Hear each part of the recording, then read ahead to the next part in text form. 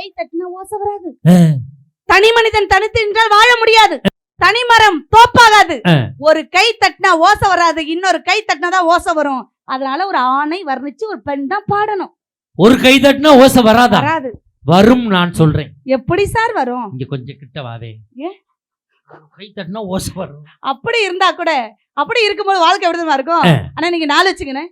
நீங்க சுதி சுதி சுதி சாதாரண பேச்சாளர்கள் அந்த அம்மா சங்கீத கலா புருஷன் விருது வாங்கினாலும் சுதிப்படிதான் பாடும். அது என்ன மணிடா? அது பணிய அந்த இல்லடா, மாட்டுத்தாவணி இல்ல, அது இல்ல, கலைமாமணி விருது வாங்கணும். அதனால சுதிப்படிதான் பாடுவாங்க. நீங்க 4 வச்சுக்கோங்க, நீங்க 5 வச்சுக்கோங்க, நீங்க முடிச்சு வச்சுக்கோங்க. ஓகே.